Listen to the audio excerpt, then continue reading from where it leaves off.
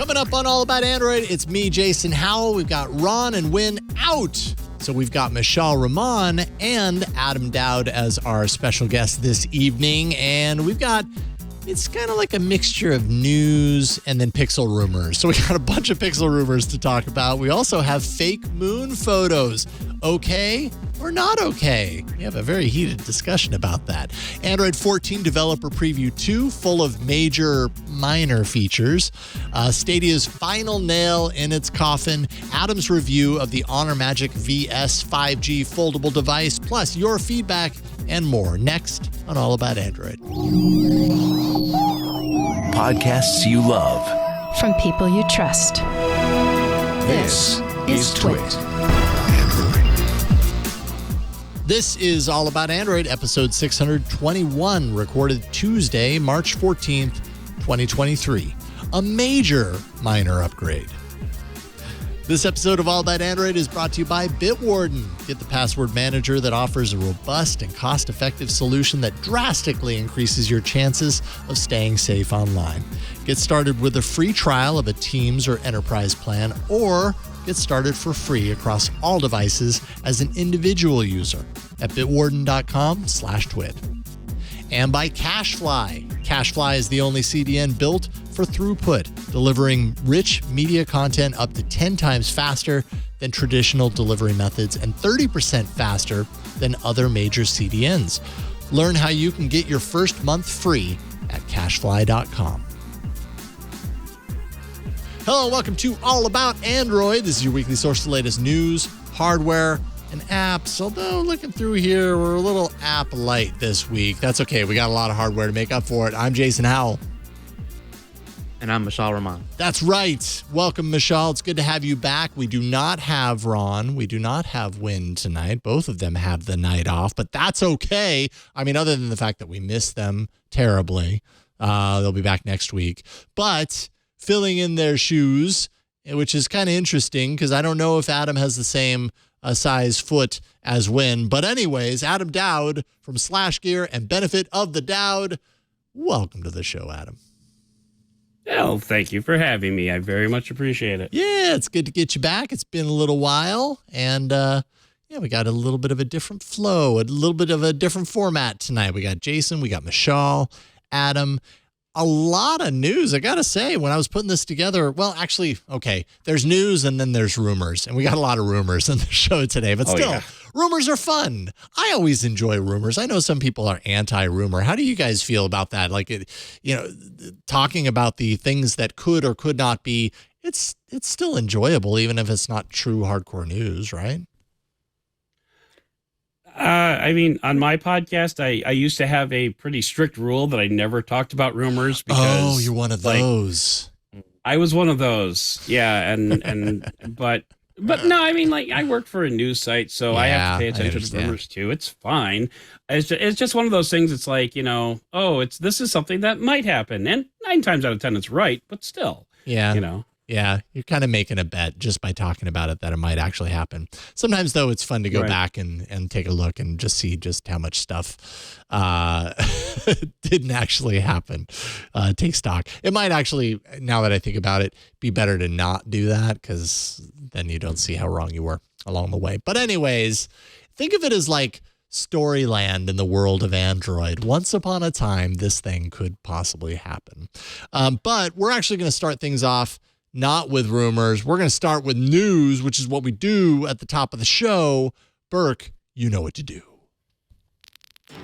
This week, I'd like to add a Burke annoyance level widget to the Android news. Oh, really? And if you could add such widget, what would it say right now? It sounds like it would be like a scale, like a meter. And what would it be? It would be like an LED bar meter. Okay. Yeah, like percent, no, not a percentage. What would it be showing right now? What's your annoyance? It would be pretty low. Okay. Maybe 1, 2 LEDs out of 10 lit. I think Burke likes rumors. That's what I think. That's why it's so low. Oh, wait, it's going up. All right. Well, let's get into it. Not the rumors, but the actual news. And Michelle, we're going to start with you because you've been busy. Actually, you were you were busy last week, the day after we had the show. It was possible that you were going to be coming on the show, and you're like, I don't think that I can. I'm going to be pretty busy. Now I know what you were busy with. Android 14 Developer Preview 2. So we are now already, because it's already mid-March, if you can believe that, 2023, 2 developer previews in on the next version of Android 14. And as always, with this kind of like early look into what the next version of Android could actually be, I'm curious to know kind of like, from your perspective, what you're seeing here, what are the things to get excited about? Like, or are we at peak phone at this point? That's what Leo said a couple of weeks ago when I think Android preview or 14 developer preview 1 came up, and he was like, reading through on This Week in Google some of the features there, and he's like, man, we're at peak phone here. Like, none of this is exciting anymore. What do you think, Michelle? You're the one that kind of went through piece by piece on Twitter to pick it apart. Are you excited by any of this stuff? Well, I mean, to be honest, there aren't that many like groundbreaking features seen, in the latest release or on the blog post or even through digging. But, there are some really interesting or neat features that, people have been talking about, such as the emoji wallpaper that's available for Pixel devices. At least it seems to be exclusive to Pixel's phones. And you can like generate a emoji-laden wallpaper from a whole bunch of emojis, pick the color, or have the system randomly generate one for you and apply that. Personally, I think it looks really cool. But to be honest, it's not really like something you think of when you think of, hey, this is an Android 14 feature. And I'm pretty sure it doesn't actually even require Android 14 to even work.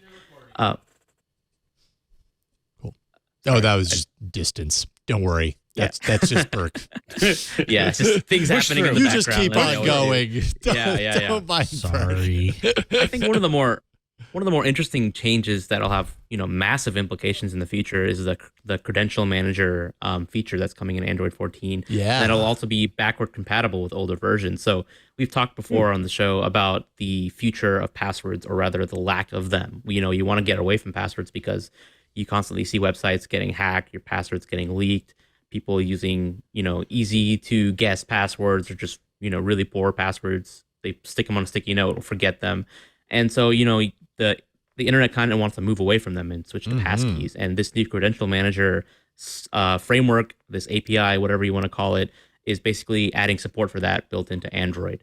And so, once this support has been added to Android, once enough websites implement passkey support, and then users are start actually switching over to it, then eventually, our accounts online will be much more secure. Hopefully, that's the idea, and can't wait for that to happen, to be honest.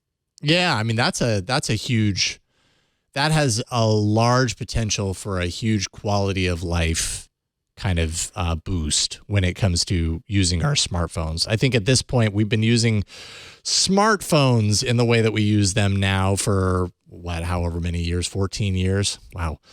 Something like this, somewhere around there. I don't know about Android, but iPhones maybe a little bit longer, but we've gotten very used to the annoyances around certain things, passwords being one of them. Like it's never been enjoyable on that tiny screen to punch in a password of any sort, or to remember and, get the field and do that whole process. It's always been kind of, potentially frustrating. I suppose password managers have helped with that. Certainly things are a lot easier now, but it sounds like things are going to get a heck of a lot easier somewhere in the future. Although this feature set being baked into Android doesn't necessarily mean that like Android 14 is going to come out and suddenly you don't need passwords anymore. All the apps are transitioned over. It's kind of the beginning stages, right? Like this type of stuff is going to take, I imagine it's going to take a few years to really catch its footing.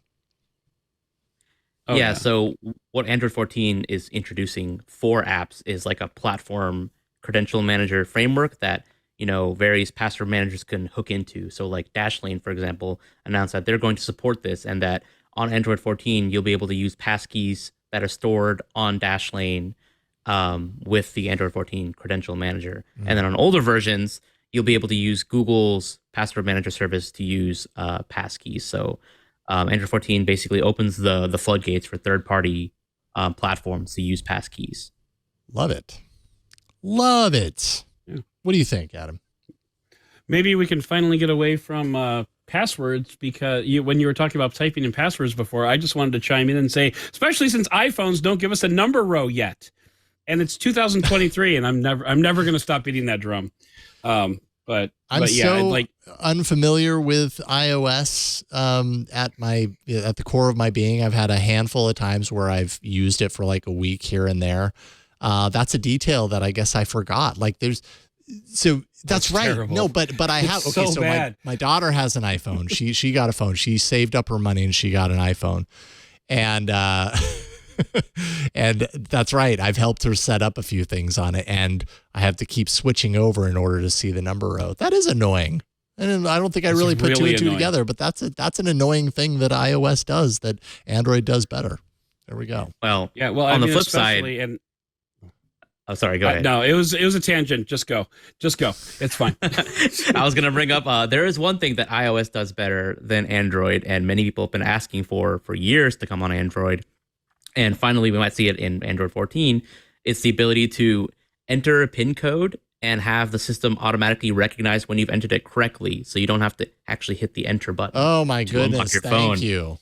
Yeah, I know okay. Samsung and like a whole bunch of other OEMs have had this feature for years, but AOSP and Google's Pixel hasn't offered that feature, and that's something that looks to be coming in Android 14. Yeah, I like that a lot. I was going to say, I feel like I've had that on Android phones, but you're probably right. You're right. It's probably, if I'm on a Samsung phone, Samsung has probably baked this in so that it works. But I definitely don't have that experience on the Pixel. I always have to hit that enter button for the most part. So, yeah, which sounds so kind of ridiculous. Like, oh no, poor you have to hit the enter button. But when you've had it the other way, where you just enter in the number and boop, it recognizes it and moves on. Again, it's a nice quality of life boost. It's a major minor upgrade. I can get on board with that. A major minor upgrade. I like that. Any other things that you're looking forward to, or even some minor upgrades that people can look out for? Oh, well, there are a ton of minor upgrades to look out for. Minor. I guess one of the most exciting, I wouldn't really call it minor, it's actually a pretty big feature, is the upcoming native webcam functionality. So I've talked about this before, but you'll be able to plug in your phone and use it as a webcam. That functionality is partially present in Developer Preview 2. You're missing the app that actually, takes input from the camera and forwards it to, the place where the host device, your PC, can actually recognize, hey, that this is, here are the camera frames. Let me use that as the webcam. So it's like partially implemented in DP2. We might see it in like beta 1, for example. And that would be a really nice feature, because I'm willing to bet you like 99% of you out there probably have a better camera on your smartphone than you do on your webcam. Yeah, no kidding. Right. And on your laptop. And then they're going to have to get one of those little mounts that allows you to like put your phone right, mount it right up above your This should have been available laptop. like several versions ago, though. It's really, is it just me? That's I don't know. Yeah, but Apple just did it this year. Right. So There you go. But there's been apps that have been doing it for a while. Sure. There are apps that do it, but it's like, what moves it into the mainstream better than a company, especially like Apple, going, hey, check this out, and it working seamlessly and people enjoying it. You know what I mean? That's where it takes an idea that's like, yeah, some people are doing it. Enthusiasts are doing it. The real geeky hardcore user has figured out how to make their phone a webcam for a computer, but the average consumer didn't even know that it was like an option until Apple did it. And then suddenly it's like, oh, well, I want to do that too.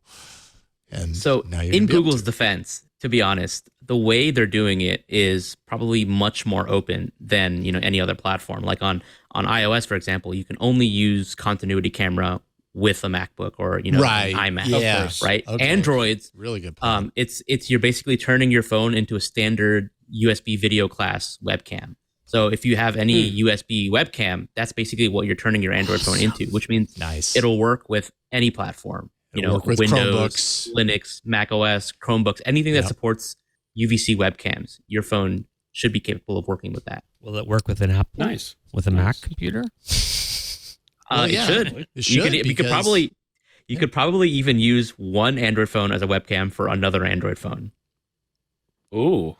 I don't know why you do that, but I think you should be able to. Yeah, that's a good question as to why you would want to do that. It's like if you know why. You have a lot of phones, Jason. You can think of a reason. Yeah, no, I'm thinking of it right now. I want to look at this phone, but I don't want the person on the other side of the video to see me looking at them. I want a nice sideways profile shot. I don't know. Another human holding the camera. I don't know why you need that. Like holding the camera like this. Like oh, that's my assistant. Yeah. He's just holding really still. That's why it's not moving. Yeah, see, the camera's going to shake. We're like an interview show where you can get the multiple angles and stuff. Yeah, absolutely. Or I want to be able to look at what I'm, the person I'm talking to, but I want to be able to also show them what's on the table with I don't know. I'm grasping at straws here. There's got to be a reason why you want to use one phone connected to another phone. Someone will figure it out, and someone will probably get a couple of thousand views on YouTube when they do the how-to. So there you go. Yeah. Well, that's how it goes. All right. Well, that's excellent. We'll look forward to that coming here. Well, I mean, you can get it on your phone right now. I still have not flashed the developer preview. Year after year, I kind of have a different approach on it. And this year, I haven't. I think I'm probably going to wait until the next one and see if maybe jumping over then. Because I don't do the responsible thing of like, oh, get a second phone and put it on that and check it out over there. Generally, when I jump in, I'm just like, well, let's see what happens. Boop. And I do it on my on my daily driver. And I'm leaving on a vacation next week, so I'm not willing to take that chance with my phone before then. Maybe when I get back, I'll do it. But that's probably a smart call. It is. Yeah, I don't make many of those things called smart calls. I don't make many of those in my life, but I am right now. An update to Pixel devices. So if you have a Pixel device, you've gotten used to the feature drops. And the first feature drop of 2023 is here. Got some new features for you. And I think some of these we've talked about with the betas, kind of the beta action happening around this update prior to this moment in time. But you get faster night sight picture taking on Pixel 6 devices. The 7 got faster night sight capability last year, so this is kind of catching up the previous generation. Magic Eraser for all Pixel phones, which I think kind of in general everyone has access to Magic Eraser if you've got Google Photos now, but getting it on device as opposed to inside of the app. Magic Eraser coming to all Pixel phones. Direct My Call, a feature I never use, but I'm actually really curious if anyone here has used it with any regularity. It's now Pixel 4a and above. Any Direct My Call fans? I mean, it sounds neat. It's just not something I ever think to use. I don't make very many calls that need me to be on the line for like 30 minutes. So yeah. Never found any use for it. Yeah, I mean, I've used it a couple of times, but honestly, I haven't. This is terrible, but I've owned every Pixel since the 6, and I barely use Pixels these days. I really should. In fact, I'm adjusting my daily driver schedule. I used to be 6 months iOS, 6 months Android. Yeah. Now I'm shifting 4 months iOS, 4 months Samsung, 4 months Pixel, specifically for that reason. You're falling for the Samsung. We have nothing to do with Android, even though we run on Android line of thought, aren't you? There's Android, there's iOS, and there's Samsung. Admit it, Adam. Well, no, I'm just kidding. Samsung is totally a very significant player. So yeah, they are. I need to be familiar with them. They are, and they've got their own ecosystem. I mean, they're very different worlds. Samsung, Pixel, iOS. They've got their own kind of like corners. I think that's really smart. I think it makes a lot of sense. They do. To spend that kind of time with Samsung too, because those like phones and that ecosystem can do so many things when it's interconnected. So much so that it's hard to keep it all straight. So that makes a lot of sense. Health Connect now built in, not a separate app. We knew that was coming. Timers shown on lock screen. Okay, that's useful. I mean, I've certainly had times when I've got a timer going and it would have been much easier to just look at my lock screen to see it. And then fall detection on Pixel Watch, which has been, in the queue. We've known that it was coming eventually. Now If you fall, your watch will know. So I fell and need help, or I'm okay if it detects that you've fallen. Just tap that little button. I want to interject yes, real please. quick on the timers across devices. That's actually kind of a big deal because, like, how many times have you set a timer on a Google Home and, then you have to constantly ask, how much time is left on my timer? How much time? So, like, if I set a timer on my Google Home, according to this, that's going to show up on my Pixel lock screen too. So it's is it across devices? I'm. Yeah, it is cross device. Oh, I misunderstood. So that's a this. big deal. Okay, thank you for pointing that out. I thought it was just saying all of your Pixel devices will now, when you have a timer set, show it on the lock screen. I was like, oh, okay. I didn't realize that wasn't available. So you're talking about synced timers across all devices. So setting a timer on one device, it's synced to your other devices. That is super helpful. Yeah. I mean, that's what it says. And that way, when you set a timer on a Google Home device and you don't know which Google Home device actually set that timer for you because you've got 4 around you and like any one of them could possibly pick it up. That way you don't have to like go to each Google Home and say, how much time is left on my timer? You don't have a timer running. How much time is left on my timer? You don't have a timer running. How much time is left on my timer? 5 minutes. Thank you. Every time I use Assistant on my phone to set a, hey, G, set a timer for blah, blah, blah, it always says, your second timer is set for blah, blah, blah. And I never know what my first timer is. I'm like, wait a minute. What timer are you holding on to? Like, it always says second timer. When is my first timer going off? Yeah. Like, what is it set for? 1,000,000 years at 8:00 a.m. It's set for your exact lifespan. On the day I die, that timer's going to go off, and I'm going to be like, Google knew. Whoa. Stop. That would get a little creepy. I think we've got a movie plot in the works there.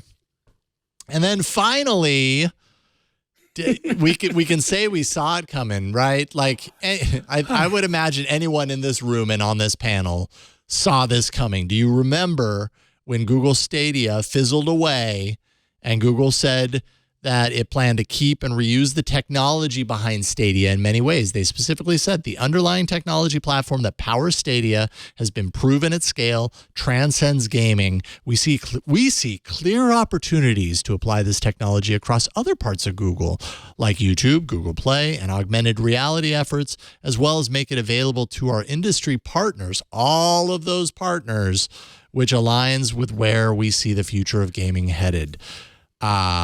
And Google has done what it's, proves time and time again, that nothing lasts forever. The timer, my first timer, was synced for this moment.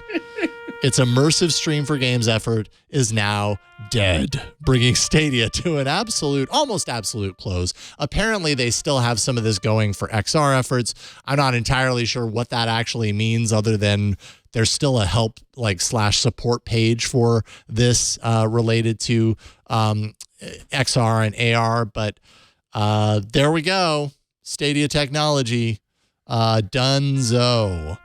Did we all see this coming? Are you at all surprised, Adam? Somewhere there is a Google data center with a squadron of planes flying over it in the missing man formation. And yeah, probably too late. I don't know. Google loses a lot of its services folk. Well, not the people, but you know what I mean. They lose a lot of their services. I don't know that they're having any sort of... And killed by Google gain something else. Yeah. You know what? I would rather Google kill this off than kill something actually useful off, which it also has a history of doing. So, I mean, if this kind of pushes the goalpost back a little bit, I'm good with it, right? You subscribe to the thought that if Google's killing this, then it's not going to kill something else. And I don't know that I subscribe to that thought. Exactly. I mean, I'd like to think they're all that. just like... What should we kill this week? Well, we did just kill Stadia, so we should probably give it a few weeks. Let's not kill things for a while. Like, maybe wait a couple of months. What were we going to say, Michelle? Yeah. This is one thing I thought would survive the demise of Stadia. Yeah. The technology behind it, licensing this to businesses and like having them, use it as a white label cloud gaming streaming service, for their own. It's and, cool also technology. It taking seems advantage very of useful. Google Cloud service. Yeah. Google Cloud, they're trying really hard to push Google Cloud onto customers. So this would be one way to actually, promote that and what remained of, the demise of Google Stadia. With the failed business, with the failed technology, they put it out of business, I mean, the technology. That'd be a pretty tough sell. It's like it would be a really tough sell. Google couldn't sell enough people on the idea that Google has a service that you as a gamer want to pay into in order to have your games in the cloud, not own physical. Like, they couldn't sell that aspect, but they did create this really cool technology that would potentially allow plenty of other companies to, use their imagination and use, have these like instant launch games or whatever that don't require a download or whatever. Ron Amadio at Ars Technica pointed out that the white label game streaming service had a total of 3 customers that we know of, I suppose. AT&T offered Batman Arkham Knight. That was kind of the first one that was like, oh, look, they're getting into the white label business. That actually happened before we knew that Google was doing that. Peloton launched a biking game called Lane Break, and Capcom launched Resident Evil Village, which was like a demo. Those are the only 3 that we know of. So as far as like a business that set the industry on fire, you're right. It doesn't seem like it did that. Maybe there's no need for it. I don't know, I guess. Yeah. And if there is a need for Stadia it. almost worked. What's that? Stadia almost worked. Yeah. So it's a deep cut to Deep Impact. So just don't worry about it. Missed it by that much. Yeah. Okay. Well, so that I guess that means that we no longer talk about Stadia because that was like the last thing, or I don't know. Yeah. Anywho, pretty used to Google killing things, and so this kind of doesn't surprise me at all. Let's take a break, and then when we get back, we're going to enter into it's not entirely rumor land, but it is entirely pixel land, and has something to do, I think, with Google I/O coming up here in a couple of months. So we got some fun stuff to talk about. Really great to have you on, Adam, and also Mishal. Thank you for hopping on tonight.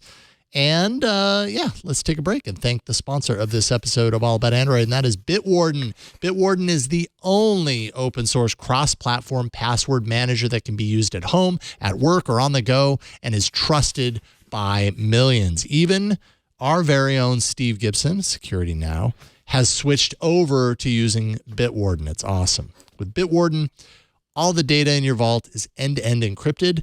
So not just your passwords, you can protect your data and your privacy with Bitwarden by adding security to your passwords with strong, randomly generated passwords for every account that you have. You can go even further, by the way, with the username generator. You can create unique usernames for every account that you have, or you can even use any of the 5 integrated email alias services. So this protection runs deep. Bitwarden has new features to announce in their latest February release. A lot of new features, actually. Significant updates to the key derivation function encryption. So new Bitwarden accounts will use 600,000 KDF iterations for PBKDF2. That's as recommended by OWASP. Argon 2 ID, also an optional alternative KDF for users seeking specialized protection. A stronger master password has a higher impact on security than KDF iterations. So you should have a long, strong, and unique master password for the best protection. Master password security checks. So new users who create their accounts on mobile apps, on browser extensions and desktop apps can now check known data breaches for their prospective master password via HIBP. That's really useful. And then logging in with a device is now available for additional clients. So login requests can also be initiated now from browser extensions, mobile apps, and desktop apps. With Bitwarden, you can share private data securely with coworkers, across departments, or the entire company with fully customizable and adaptive plans. Got Bitwarden's Teams organization option. That's $3 a month per user, while their enterprise organization plan is just $5 a month per user. And then if you're just an individual user, you can always use the basic free account for an unlimited number of passwords for free. And you can upgrade then from there anytime to a premium account. That's less than $1 a month. Or you can bring the whole family organization option over to give up to 6 users premium features. That's only $3.33 a month. You've got a lot of options. That's the point. With Bitwarden, you have options. At Twit, we are fans of password managers. Bitwarden is the only open source cross-platform password manager that can be used at home. It can be used on the go, at work. It's trusted by millions of individuals, by teams, organizations worldwide. And you can get started with a free trial of a Teams or Enterprise plan. Or, like I said, you can get started for free across all your devices as an individual user.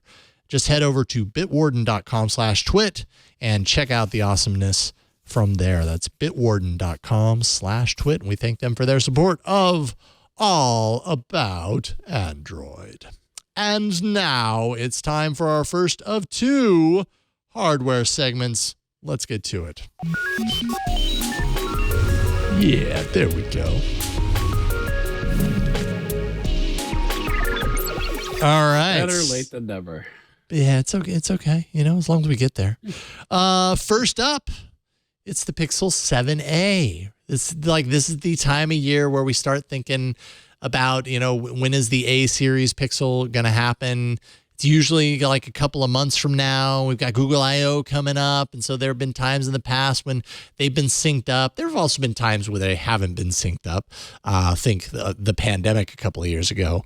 But the Pixel 7a is near. We're starting to hear a lot more about it. And the reason that we know it's near is because hands-ons are already hitting the web, and at this point, I'm not entirely certain that this isn't just a ploy by Google, because it happens literally every year like clockwork. But hands-on hit the web with really clear shots of pics and video of this device that is as of yet unannounced by Google, courtesy of a Vietnamese site called Zing News.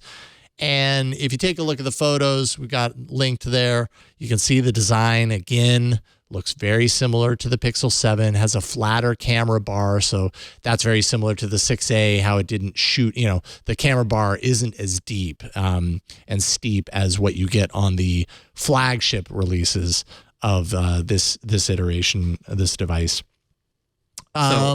Yeah, what's up? I did want to mention, this is not actually like a new leak. If you look at the serial number that's in the photos, it's the exact same device that leaked back in January.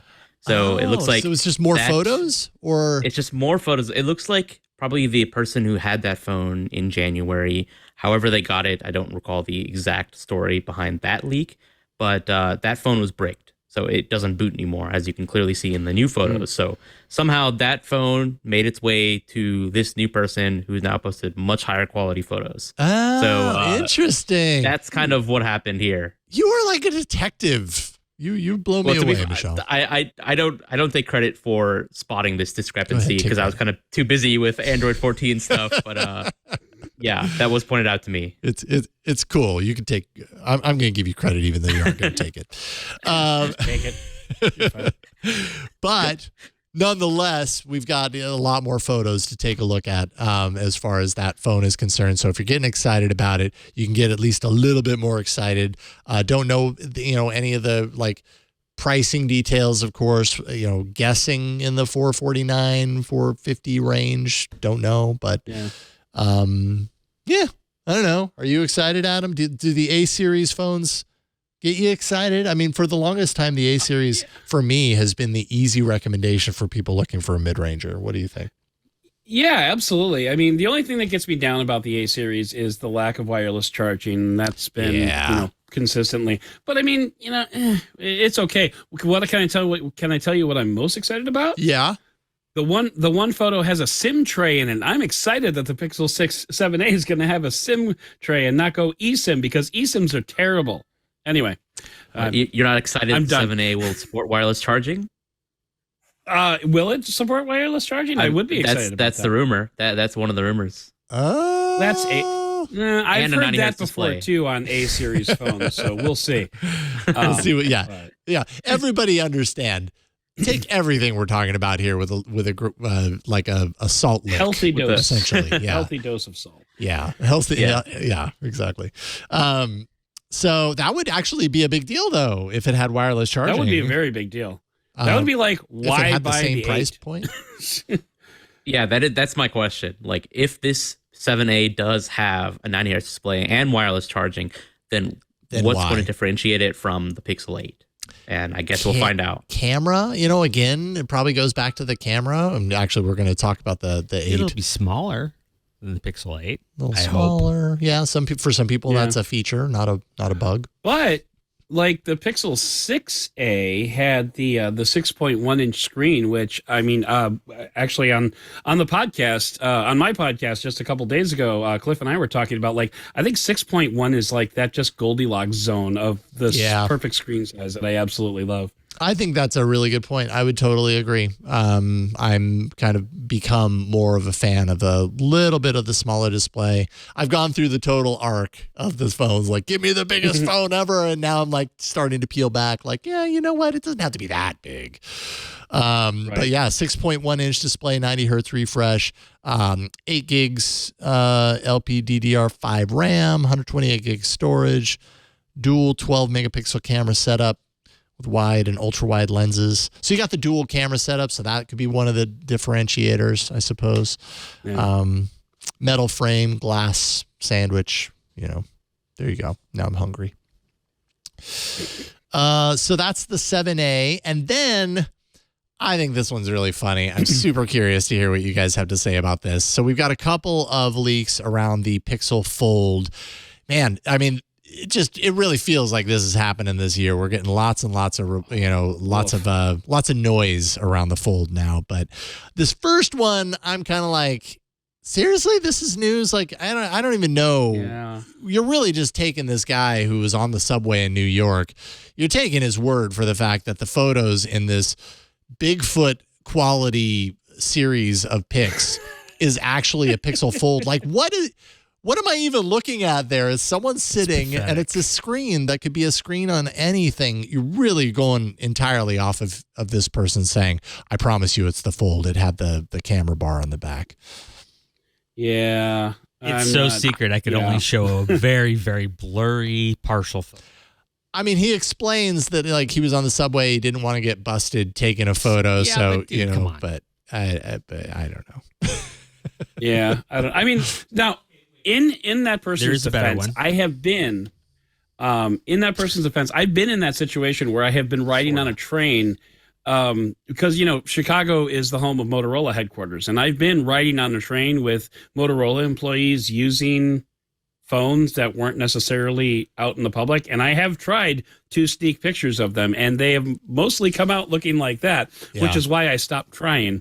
But I mean, yeah, there's not a lot here. I mean, the first 3 pictures are nothing. I mean, that could be like, he could be pulling out a Valentine's Day card for all we know. The last one could be that could be a candy bar phone.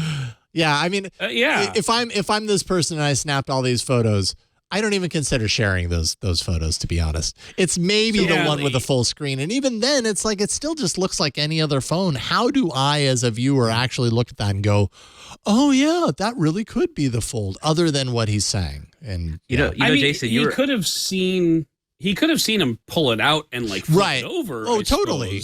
I'm sure he saw something that convinced him of it. Pixar didn't happen, bro. Yeah. What were you going to say, Michelle? But going back to what you said, like at the start of the show, how do you guys feel about leaks? I think this is one kind of leak that, Google PR is probably like, phew, this is something they don't want to really. This is actually no, they don't worry about this one. This leak reveals absolutely nothing about the phone at all. Well, but look how many articles have been written about. I know, and we're talking about it. Look, I fall for it every he's covering it up with his hands. There's secrets under there. Yeah, that's true. His body language says that this is a Pixel phone. That's what Burke thinks. You might have a point. I mean, I'm not saying that it isn't. I'm just saying I got to walk out on a ledge to believe that it is, because the pictures are giving me nothing. Yeah. And then put a gun to my head, no bet. Yeah. And then there was another leak on winfuture.de translated. I translated it using Chrome's handy feature from German to English to really understand at all what it said. But sources there saying that the Pixel Fold will release beginning of June. Do I just hit accept? Yes. Yeah. You got to accept. You're only signing your life away. Okay, this one looks like it's not money. So they are. I think that's what I'm just saying. be fair. They are German terms of service, so you really don't know what you're giving. You don't away know there. what you're getting. You need to read the terms of service in the language they were written. 9. Pixel Fold releasing beginning of June, as well as the Pixel 7a, which we already talked about. I mean, all of this seems to be pointing to the possibility, once again, and again, I feel like a broken record because I think every year around Google I/O we're having the same conversation. Are we going to see these phones at Google I/O? These leaks seem to think that we are, but who the heck knows? Half the time we do, half the time we don't.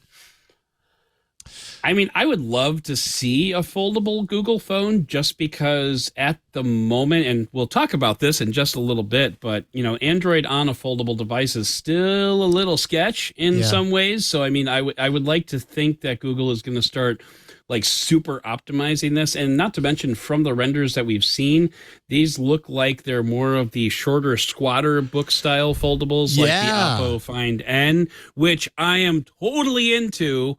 What was it? The Surface Duo was it the Surface Duo? The Surface Duo, yeah. That had the kind of squatty foldable approach.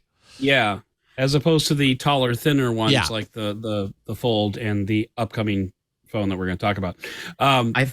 So I'm into it if they're doing that. That's what we call that in the biz. Yeah, it's a tease. I think it's going to be a huge missed opportunity if Google doesn't say anything about this device at I/O, because there are a lot of developers, who Google is trying to reach out to, telling them you got to optimize your apps for foldables. They're the future, do better, make your apps look better on big screen devices. And a lot of those developers don't really pay attention to the hardware launches outside of, these big tech conferences. So if you want to reach out to those people and market the Pixel Fold, have your cake and eat it too, you got to do it at I/O. Yeah, and so we aren't going to have to wait too long to find that out. I/O being relatively around the corner, a couple of months away. But I do find it a little strange. Like this leak is saying, some sort of a release in June, along with the Pixel 7a. The A series has a history of coming out in the summertime at some point, following Google I/O-ish timeframe. Google going into a brand new product kind of category of their mobile division, and I don't know, it just seems like something that, like, historically speaking, Google's major devices they have announced and released at their October event, or maybe they show it off at Google I/O, but they don't release it until the October timeframe, unless they're changing their kind of rule book with this. It just seems kind of strange that Google would be like, here's this, much rumored, sought after device, and we're just going to release it in June. Yeah, sure, why not? Did you see Google I/O? Well, because if you did, then that's our promo for it. I don't know. Maybe. I mean, they did the same thing for the Pixel Watch. The Pixel Watch was midsummer, and that was, a fairly major, a very anticipated device that we have been waiting years for. Okay. So it's not completely crazy, but the Pixel, the A series of the phone has yet to come out before like mid-July rather. So like a lot of the speculation, last year there was a lot of speculation. The 6A is coming at Google I/O. Yeah. It was announced, but we still didn't get it until the end of July. Yeah. So yeah, there's still time, but I would be very surprised if we did not see some kind of announcement at Google I/O, because honestly, I think that did pretty well for Google. They dropped everything at Google I/O last year, and everyone was like, hey, this is great. Let's do this more. Yeah. And so, here's hoping. Yeah, exactly. Yeah, it seems to be working okay for them. So, excellent. We'll look forward to that. Another thing we possibly see at Google I/O is the Pixel 8 and the 8 Pro. This is, of course, further down the pipeline when I'm talking about, October-ish timeframe for hardware. The major flagship Pixels usually launch are usually, released with an event that happens around that time in the October timeframe. Well, Yeah. Is it Smart Price or smartpricks.com? Has I do not know where that name came from, but it's hilarious. Don't know how I feel about that name. Anyways, in a partnership with OnLeaks, has full renders of this unannounced device, and not surprising anyone, they look very familiar if you are familiar with the design language of the Pixel 7 or the Pixel 6. Yeah, there. I was like, were you parked on the wrong screen? But I see you were just pointing out the strange name of this site. The device, however, will, at least according to these leaks here, redesigned body with kind of like more of a rounded corners approach, as you can see here. Flat screen, which I am there for. I love that. You can see the camera bar encapsulating or enclosing all of the lenses, except there's an additional cutout below the flash that doesn't exist on the current Pixel 7 Pro. So is that like a depth sensor? Is it a macro lens? Don't know. Max Weinbach speculates that it's LiDAR, although I don't know one way or other what it actually is, but that's what he says. Yeah. Okay, so maybe not a camera necessarily, but some sort of a sensor. So wait a minute. So if that's LiDAR, is that a return to Pixel 4 XL had, what was it called? Why is my brain farting on me Soli? right now? Soli, there we go. Is this a return to Soli? The return of Soli. That had Soli on the revenge. front, though. Yeah. Like facing the user. Yeah. So and I'm not exactly sure what this potential LiDAR sensor on the back would be used for at this moment. Maybe it's a little tiny fingerprint sensor. All the way up there. Oh, please don't do that, Google. And also don't put your fingerprint sensors to be confused with the camera. There was a phone however many years ago that did that, where it was a Samsung phone and it had like a camera and then it had the fingerprint sensor.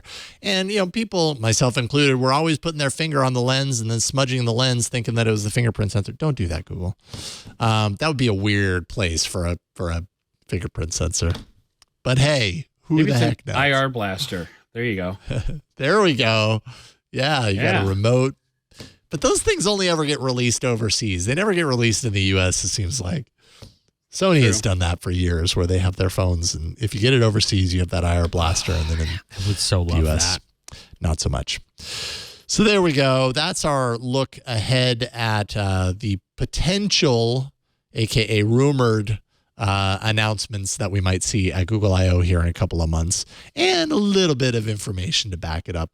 Let's get into some things that actually exist, like we talked about just moments ago, the Pixel Watch, Google's wearables, not just Pixel Watch, but the Pixel Watch, it's Fitbit, all those devices apparently took second in the wearables market, according to Canalys, which did a report that says Google shipped 880,000 Pixel Watches in Q4 2022. That's its first 3 months on the market.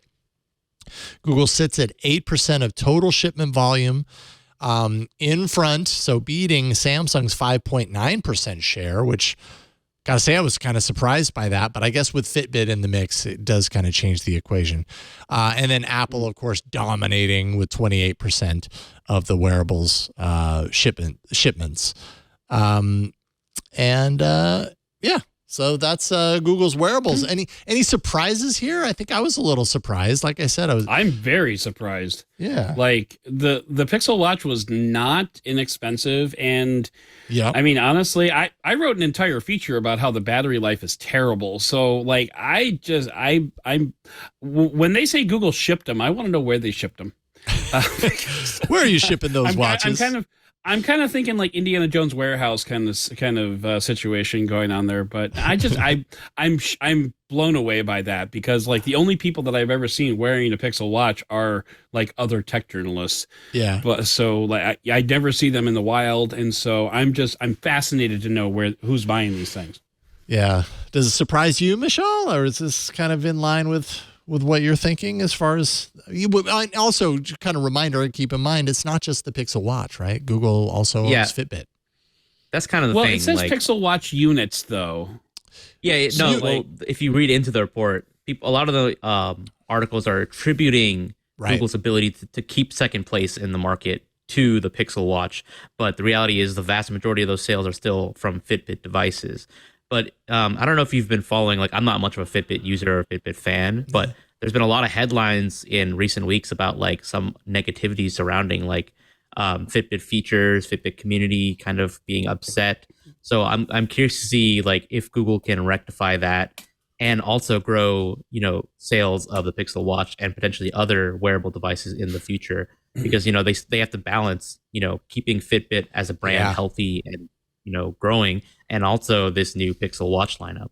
Yeah, absolutely. They're kind of like they gotta and they've gotta keep traditional Fitbit users happy. And you're right, it looks like they're having a hard time doing that. Verge has an article, you know, what's going on with Fitbit, and you know, saying what do they say? Server outages, nerfed products, as they put it. Google sunsetting their favorite social feature. They got to keep the Fitbit users happy to keep them on board.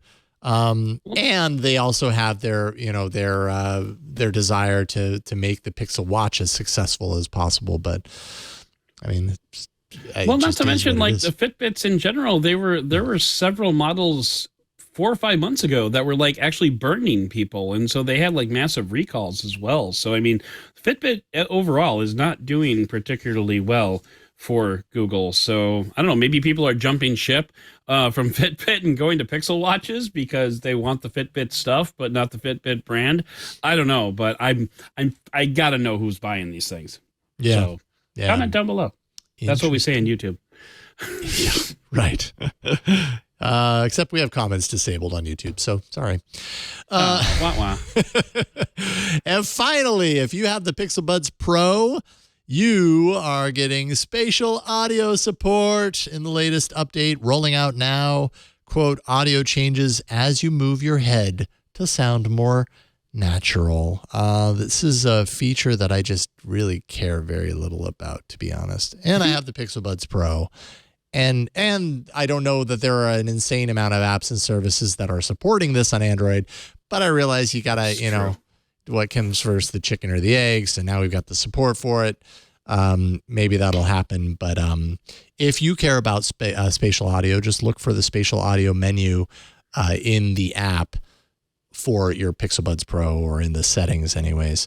And there's a little toggle and you can turn on. And apparently they also have a little example, like a demo of it, so you can kind of see what it's all about. But I have not caught the spatial audio bug.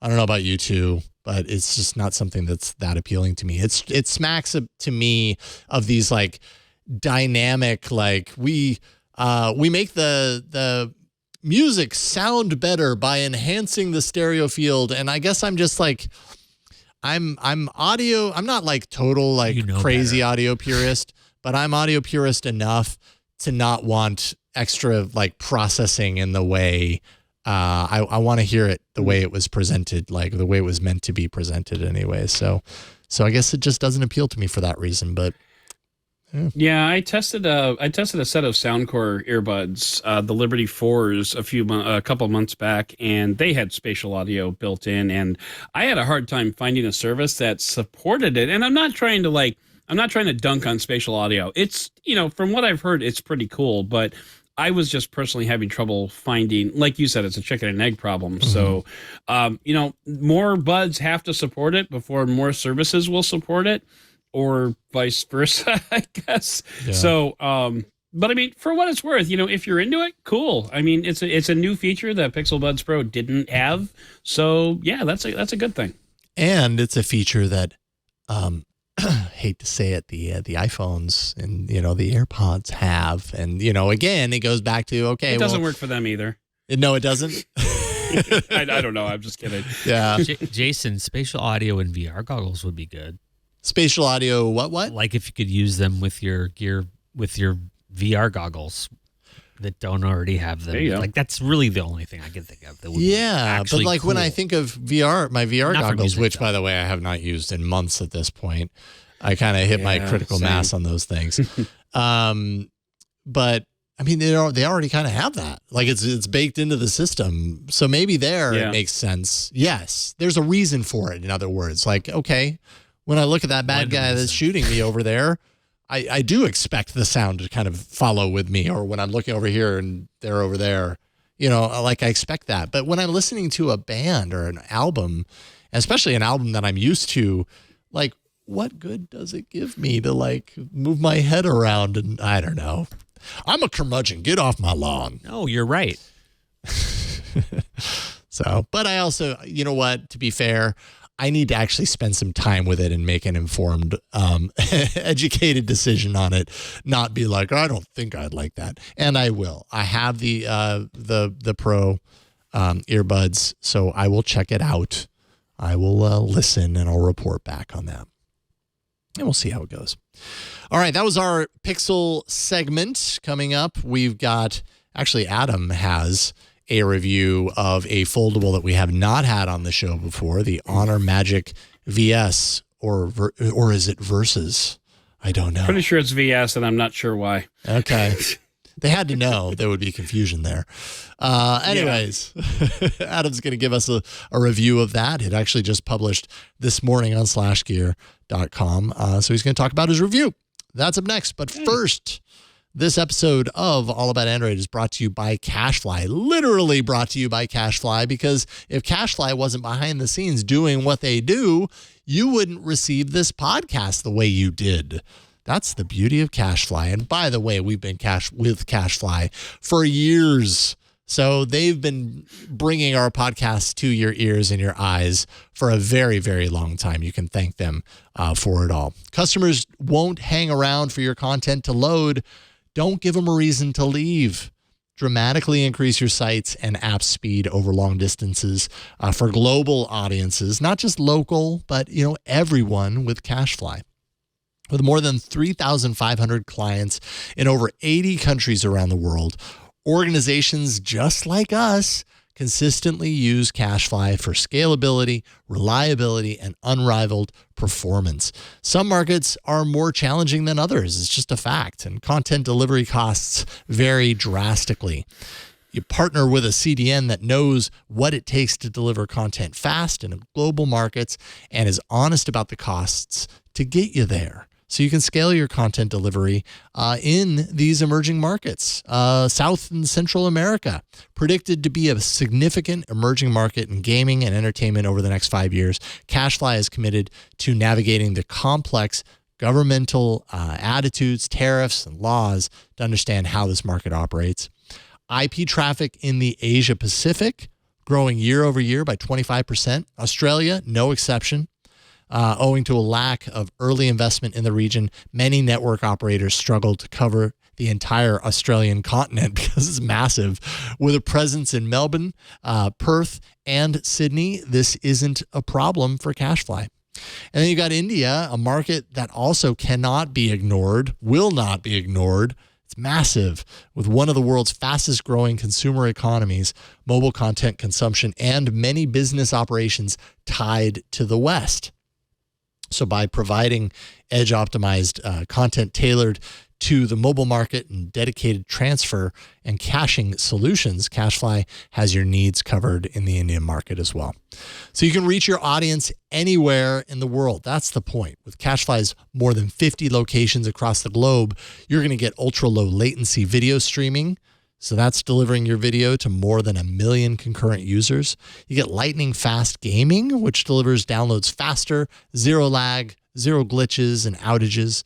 You get mobile content optimization that offers automatic and simple image optimization so your site loads faster on any device that your visitors happen to be using. Plus, you'll never pay for service overlap again. You get flexible month-to-month billing for as long as you need it and discounts for fixed terms once you're happy. You can design your own contract when you switch. How do we know all of this? Like I said, we've been using CacheFly for over a decade. That's why. And we wouldn't have it any other way. They are awesome. They always have been. Building trusted CDN relationships since 1999, CacheFly continues to hold the track record for high-performing, ultra-reliable content delivery, and they can do the same for you too. CacheFly is the only CDN built for throughput, delivering rich media content up to 10 times faster than traditional delivery methods, and 30% faster than other major CDNs. You can learn more about all this and how you can get your first month free at cashfly.com. Pretty easy to remember. That's CACHEFLY, cashfly.com. Check them out. And it's just always awesome to see CashFly come up on the show because it's an opportunity to say thank you to CashFly because they really have been such a huge support for our business and for what we do here at Twit. And they can do the same for you. Cashfly.com. Thank you for your support. All right. We don't need the hardware bumper. You can rest your bumper finger, Burke. We are going to jump right to you, Adam, with your review of the Honor Magic VS 5G. All right. Well, I need Skippy the review cam to make an appearance. Skippy. So I don't know if Burke is doing that. Skippy, come in, please. Anyway. Okay. Well, this is the Honor Magic VS 5G. Don't forget the 5G because it's 2023, and you just never know. Anyway, so this is a book style foldable, just like the another phone that we're probably all fairly familiar with. That's in its 4th generation already. But one of the halo features of this particular phone is that there is no gap whatsoever in that hinge. Like I have the Samsung Galaxy Flip 4 here, and you can see, actually, I should probably take the case off, but you can see that there is a fairly substantial gap in between the for the Galaxy Flip. You can shove a couple pieces of paper in there. Yeah, there's teardrop. nothing there. There's nothing there. And we're seeing more foldables that aren't deal. Samsung do the no teardrop thing. So I'm wondering if Samsung's ever going to go that route. Yeah. I gotta think. Yeah. And then on the other side, we have a very nice backplate here. Is that a switch? A switch? What, this guy? Yeah, it looks like a switch on the video. The flashes. I was like, boy, is that like a privacy switch or something?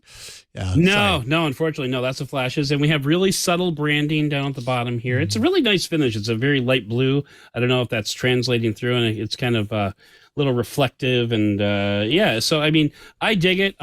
Nice big camera bump on the back here with 3 cameras back here, which is I'm going to try to remember this off the top of my head. It's a 54 megapixel main camera, 50 megapixel ultra wide, and then 8 megapixel 3x optical zoom telephoto lens. But anyway, and then when you open it up, that's when you get the good show fingerprint sensor on the side in the power button.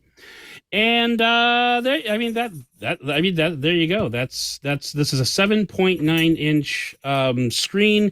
There is a crease. Honor says there's no crease, but if I turn off the phone, yeah, you can kind of see that there's a crease there. It's not a big deal. Like all foldables, yeah, there's a crease. No, you won't care. Now, one of the kind of downsides about this phone, and in fairness, this is only the 2nd generation Honor foldable. Thus far, they had the Honor V, and then this is the Honor VS. When you have the phone on and you've got your 5x6 grid of icons here, when you open it up, it's the exact same thing. So there's no real extra use of space here. Like I would like to see, maybe the same grid of icons over here, and then over here, you just have more space. Maybe you have widgets or something like that over here, but it's the exact same thing. And I've got it set so it turns off when you close it. So it's the exact same thing here as it is here. I would have liked to see a little bit more, but that's me. Is that different on the Pixel Fold? Or sorry, not the Pixel Fold, the Z Fold? And the Z Fold, when you go from, because and I realize that it's kind of different because the Z Fold front screen is like this tiny little narrow thing. It's gotten better over the years, but this looks like more of a phone. Narrow too. Yeah, it's narrow-ish, but it looks way more like a phone. Like if I was to see a phone that was that, that ratio, I'd be far less puzzled by it than I would be if I saw the Pixel Fold cover. Here's screen. the Google Pixel 7 Pro next to it, so you can see it's a little bit wider. And actually, I've got Happy the caliper here that I could measure them for you. Yeah, bust out the caliper, please. Yeah, you asked. All right, here we go. So let's see. I don't know that we've ever had a live caliper on the show, so this is the caliper cam right here. I got calipers, Jason. This is a 63.2 millimeters, and this guy is 67.5 millimeters. Now, of course, that's going edge to edge. It's not really going like edge of screen to edge of screen. But anyway, I always have a caliper handy because you never know when you might need one. Yeah. One of the cool things that I like about the software is, I don't know if you saw it before, but you can actually enlarge your folders so that they actually become kind of actionable. So you can that's cool. You can like that. Yeah, and so I mean, it takes up two different spots vertically and horizontally, but each of these icons is clickable so that you can do that. And I want to say there's no way to move through the folder, which is kind of a bummer, but that's all right. I mean, it's one of the cool things that I kind of like about it, as long as you're using the extra space. When you open up the phone, I'm just going to launch anything here. Hey, there's my DHL shipment. Let's close that. I don't have any porn tabs open now. But anyway, so we're okay there. Yeah, so when you have the screen open like this, you can actually drag in from the side like a back gesture, but if you hold it, then you get that sidebar where you can open up like a second window. And so if you open up the Kindle, then it opens up in a floating window. And then up at the top there, if you tap, there's like a little bar up here. I don't know if you can see that, but if you tap that, then you get your various multitasking options. You can either leave it as a floating window, you can minimize it, which puts it over as an icon over here, or you can make it just go to one side, or you can actually do the whole. It's not going to work now, is it? See, and this is part of the software issue that I was talking about. I think Honor has a little bit more work to do in order to get the software where it's rocking. But even if you have a full screen window like that, you can push that off to the side and it gives you like an app list, so you can choose what else you want open, but then you can make it full screen again. One of the things that I really liked about this, and this is so stupid and first world probably, but what I would often do was when I would go to like Target, when I would go to my local Target to do like pick up a shopping order, they make you pull up this code and like show them the code for you. So what I'll do is I'll have that open over on this side and I will sit there and read while I'm waiting for them to bring out my stuff. And then, when they actually do come out, then I can hold up the code and I don't have to be like, oh, wait, let me flip through all my various windows and find that. So, I mean, like I'm a 46-year-old dude in the suburbs. What else do you want me to do with this thing? But I mean, it's really nice. Like some apps that are particularly suited for this kind of screen, like the New York Times crossword puzzle, which I completed, I'm just saying. But there's a couple of other games that you can do, like Not Words actually looks really good on a larger screen like that. Kindle is always a good standby where, you get, especially when you get the page turning effect. And so like this, that completely replaces a normal Kindle if you want to. So I've read so many books with this going on. But yeah, I mean, I definitely like the, you know what? I had my iPad mini down here before because I was going to show you like a size comparison of this to the iPad mini, but the iPad mini is back upstairs. The iPad mini is the only tablet that I use. I don't have like a full size. I mean, I have a full size iPad, but I never use it because the iPad mini is big enough for me. And the iPad mini is maybe like that. I mean, it's not that much bigger. So this is a fairly expansive place to work, which is cool. I personally want to see the more squat version, like we were talking about before with the Find N2 or the Google Pixel Fold. If it's like that, just because I think the home screen will be a little bit wider and have a little bit more real estate to play with. I find myself typoing a lot on this, and I think it's just because my hands aren't used to holding that much thickness when I'm doing the thumb thing. Like side to side, it's fine, but I just think that my my muscle memory is just a little bit off because I'm holding a thicker phone, especially because I always put a case on it, and this is a case that came with the Honor VS, so it just kind of protects it a little bit more, makes it a little bit more grippy, which I like. So I think that might be part of it. But like overall, this is a very good phone, and I dig it. I wanted to see if I could flip through some photo samples here for you. Here's a selfie. One thing that I noticed, this is a photograph of my friend's house. Like, this is the ultra wide camera, and that's the main camera, and you can see there is a very distinct color difference in like the concrete here. So they need to do a little bit more color tuning in terms of the camera software. This is a photograph of my son. He is paid talent, so we can put his image on the internet. It's okay. And when you zoom in, it actually does a pretty decent job around the hairline. This is a portrait shot. So you can see like around the hairline, there's not like a lot of wispies that are getting cut off, but I think it actually is overcompensating a little bit and actually cutting into his hairline a little bit. Yeah, I mean, over the screen, over the stream, it looks really kind of like digitally etched. You know what I mean? Yeah. Which, I mean, I actually kind of prefer that rather than, leaving a little bit of space around the edge of the head like some cameras will do. Yeah. It is. Let's see. That's like a 10x shot of a zebra head. And just for context, that's how far away I was when I shot it. Mm-hmm. So zoom is actually pretty decent. Like, zoom is really solid up to 3x. Once you go beyond that, things get a little soft. But I mean, all told, it's not bad. Oh shoot, I just lost all my photos again. Never mind. So like the one of the biggest sticking points on this particular device is this is priced at €15.99, not a US release, so it's only going to be in Europe and other markets. It's priced at €15.99, which translates roughly to about, I want to say, $1,900, something like that. Today US. It translates to 1,716. Okay. But still, I mean, when I think of Honor and the few Honor devices that I've had over the years, I put them in that kind of that bracket or that camp of kind of quality design and everything, but budget, but less expensive. Kind of in that kind of Chinese phone kind of bucket, where you pay less, you get a little bit more, but it's not perfect. Some of the edges are a little rough.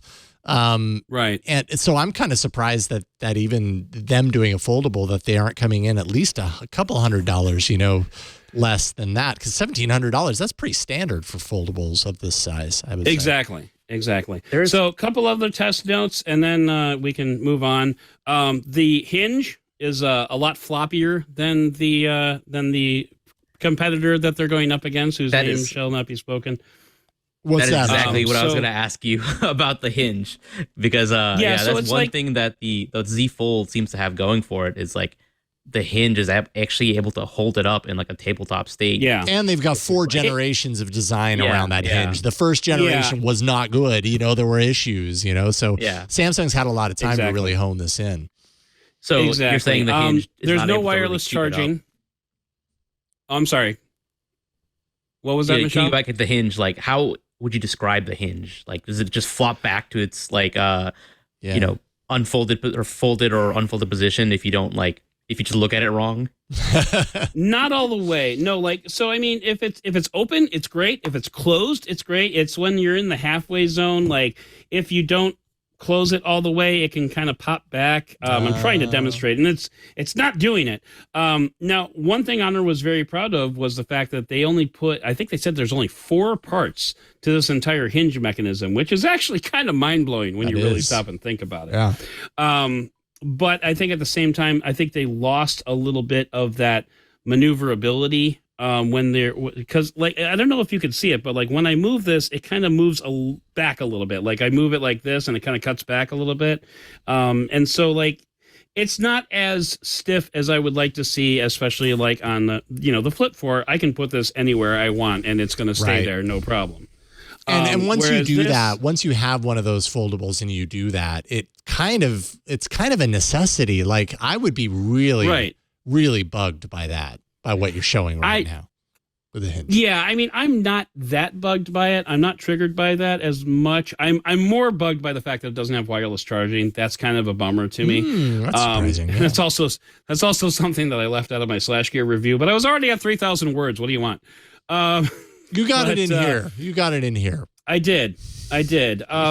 So like overall, it's a little bit too expensive, I think, to make it an insta buy, especially since Samsung in some areas is actually cheaper, and they're two generations farther into it. But what this does offer is competition in that space, in a space that doesn't have enough competition. So I'm here for it in that regard. Mm-hmm. I just think Honor needs to, put it back in the oven, let it cook for a little bit longer, and then we'll see where we are. One other test note: it's using a Snapdragon 8 Plus Gen 1 processor, so it's from the latter half of last year. Yeah, it's not a Gen 2, so that's also something to take into consideration. Yeah, and when you're not, which if Honor was bringing this foldable to market and it was $200 to $300 less than this kind of the competitors, things like that make more sense. And that's acceptable. Yeah, a little more acceptable, a little easier to swallow. Yeah, but anyways, overall, that's cool.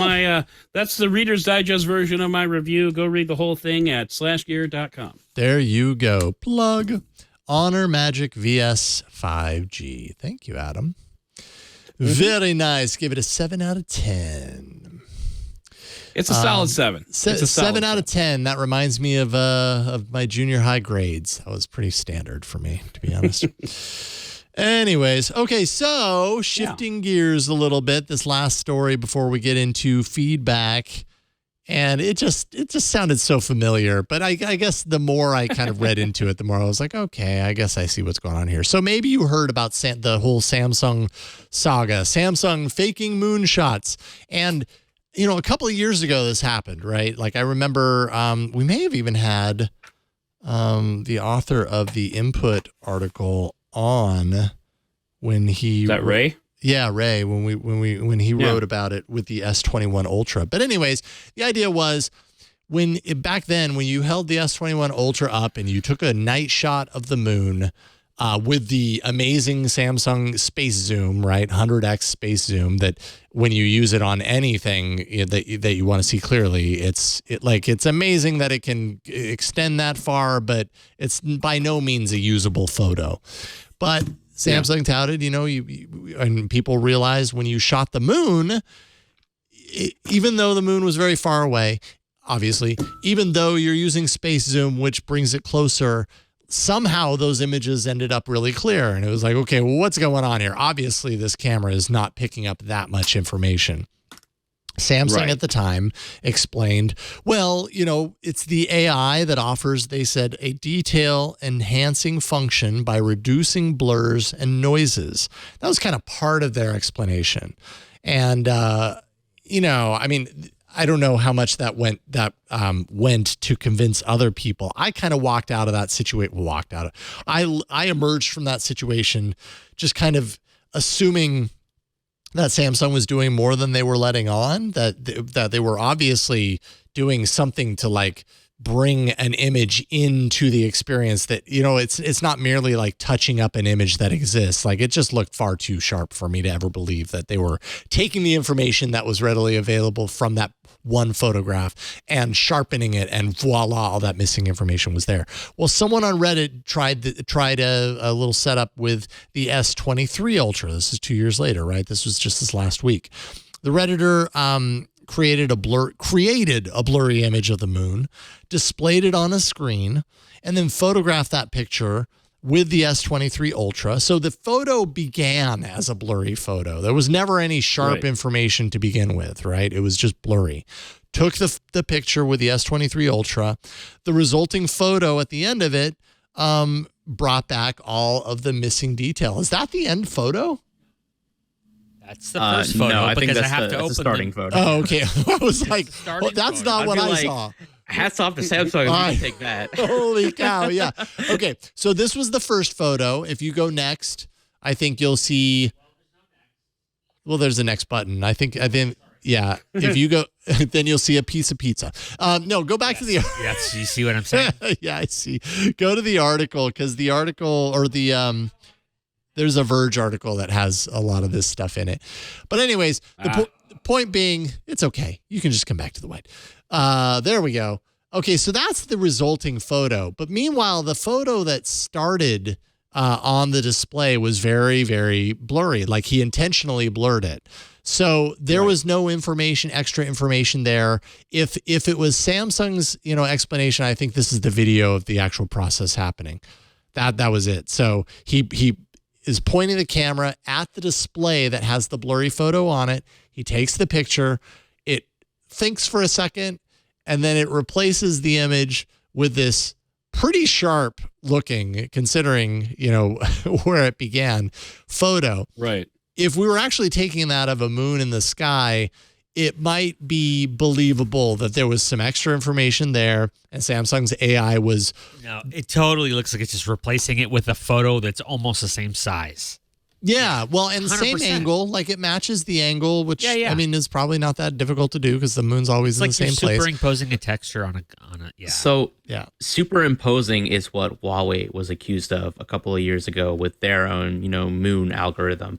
But what like Samsung themselves, they did post like a post on, to be fair, on the Korean Samsung forum. So a lot of people outside of Korea probably hadn't seen that post until, this whole debacle.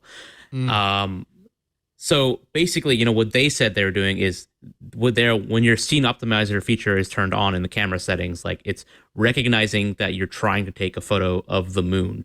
And then through a very complicated series of algorithms, machine learning, etc., it's basically, something like super resolution, like it's trying to add detail or like enhance the detail of what you're trying to take a photo of. Mm-hmm. But basically, like the whole controversy boils down to like what exactly is a photo. And, I think like totally the Marquez Brownlee video did a really good job, like talking about, are you actually like, are any of the photos you take actually real? Right. Like, if you were to take your 100x zoom Samsung camera and point it at a sign that's like, 100 yards away, and, you can clearly see with your eye what that sign should be saying.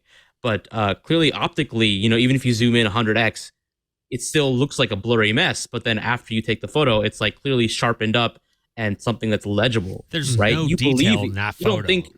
You don't think it's faking the photo, right? Like, what you're trying to see. So the camera is producing something that you think it should be showing you. Yeah. And I think that's basically what's happening here. Like, it knows you're trying to take a photo of the moon. The moon is tidally locked to the Earth. So, like, no matter where you're looking at it from, depending on the phase, you're going to have the same direction of the moon facing you. And so the details that you expect to be there, you would expect to be there in a photo of the moon.